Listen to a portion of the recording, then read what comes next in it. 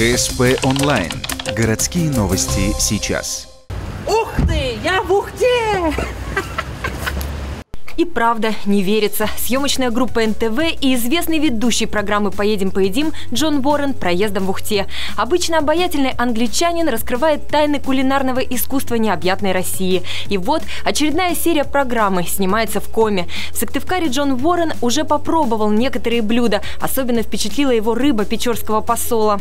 Есть в Швеции, по-моему, какой-то шюрстриминг или струминг,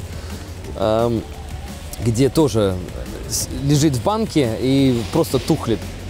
И даже банка вот деформируется, потому что там такие химические процессы. Ваша печорского посола, по сравнению, это даже черная икра. В Ухте НТВшников заинтересовал Свято-Стефановский храм. Снаружи Дом культуры, внутри церковь. Настоятель проводит небольшую экскурсию, показывает мироточащую икону, а на память дарит ведущему старинный лик Спаса Нерукотворного. Что же касается впечатлений в целом о нашей республике, то они такие.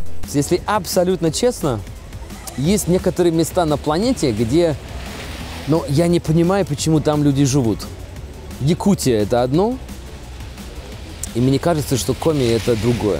Комары и холод собачий. На съемку каждой передачи «Поедем-поедим» обычно отводится 3,5-4 дня. Но это самая длинная поездка в истории программы. За несколько дней съемочная группа преодолевает порядка 1200 километров. Следующая точка съемки – лосиферма в Якше и знаменитый Мань-Пупунер. Выпуск передачи про Коми будет первым в новом сезоне. Его покажут в эфире НТВ 28 августа.